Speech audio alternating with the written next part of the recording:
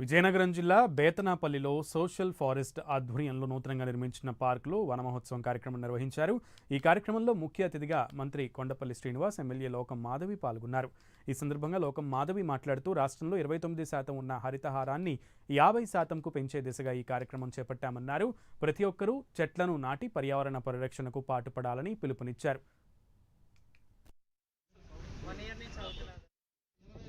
మన ప్రాంతాన్ని హరితంగా తయారు చేయాలని మనందరం కంకణం కట్టుకోవాలని మరొకసారి మీ అందరికీ పిలుపునిస్తున్నాను. ఇది ప్రతి చిన్న ఇంటి నుంచి మొదలవ్వాలి. ఇది ఈ రోజు మనం ఈ ఫారెస్ట్ ఏరియాని రికగ్నైజ్ చేసి అక్కడ మొక్కలు పాతడమే కాదు, ప్రతి ఇంటి దగ్గర ఒక మొక్క ఉండాలి, ఒక చెట్టు ఉండాలి. ఆ చెట్టు మనకి ఫలాలను ఇచ్చేదై ఉండాలి, మనకు ఉపయోగపడేదై ఉండాలి, మన ఆరోగ్యానికి పనికొచ్చేదై ఉండాలని ఈరోజు మన ఉప ముఖ్యమంత్రి వర్యులు పవన్ కళ్యాణ్ గారు పిలుపునిచ్చారు. ఎందుకంటే మనకు అర్థం కాని భాషలో ఉన్న పేర్లతో వచ్చిన మొక్కలు నేర్చుకుంటున్నాం.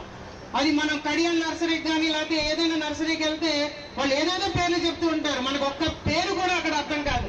కానీ ఈరోజు ఆయన ఖచ్చితంగా పిలుపునిచ్చింది ఏంటంటే, ఆయన చెప్తున్న పేర్లు మన చిన్నప్పుడు విన్నవన్నీ కూడాను. మద్ది చెట్టుని పాతమంటున్నారు, అలాగే వేప చెట్టు ఆరోగ్యానికి చాలా మంచిది కాబట్టి వాటిని పాతమంటున్నారు.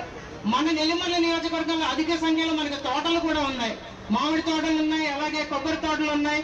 అవి కూడా జీడి తోటలు ఉండేవి బాగా పాడు చేసేసుకున్నాం. ఎందుకంటే భోగాపురం మండలం అంటేనే జీడి తోటలు చాలా ఎక్కువగా ఉండేవి, కానీ మనం లేఅవుట్ ఉన్న కాన్సెప్ట్ తో వెళ్ళి ఆ జీడి తోటల్ని పాడు చేసుకున్నాం. అలాగే ఒక తాటి చెట్టు పెరగడానికి కొన్ని వందల సంవత్సరాలు పడుతుంది దాన్ని ఆ స్టేజ్కి రావడానికి, కానీ మనం ఒక జేసీబీని పెట్టి అతి సునాయాసంగా దాన్ని నేలకూల్చేస్తున్నాం ఈరోజు. కాబట్టి ప్రతి ఒక్కరు కూడా దీన్ని ఒక బాధ్యతగా తీసుకొని ముందుకు తీసుకెళ్తారని నేను చెప్తున్నాను. అలాగే ప్రస్తుత ప్రభుత్వం ఖచ్చితంగా కబ్జాల మీద ప్రత్యేక దృష్టి పెట్టింది. కొండ ప్రాంతం అంటే కబ్జా. మన ఇంతకుముందు ఎలక్షన్ క్యాంపెయిన్ లో కూడా నేను మాట్లాడాను.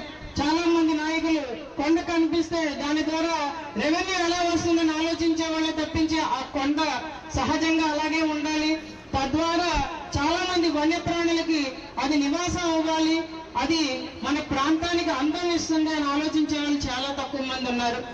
ఆ తక్కువ మందిలో ఒకే ఒక్కడు మా నాయకుడు పవన్ కళ్యాణ్ గారని నేను గర్వంగా చెప్తున్నాను. ఈరోజు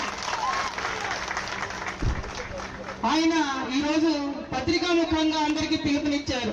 ఈ రోజు 29% మాత్రమే పచ్చదనం ఉన్నది మన ఆంధ్రప్రదేశ్ లో. దాన్ని ఖచ్చితంగా మనం 50%కి తీసుకెళ్ళాలి. దానికోసం మనం వివిధ రకాల చెట్లని, పనికొచ్చే చెట్లని, ఈ రోజు చింత చెట్టు నాటామనుకోండి, అది పెరిగి ఫలాలను అందించింది, దానివల్ల కొంతమంది బాగుపడతారు. మన ప్రాంతాన్ని హరితంగా తయారు చేయాలని మనందరం కంకణం కట్టుకోవాలని మరొకసారి మీ అందరికీ పిలుపునిస్తున్నాను.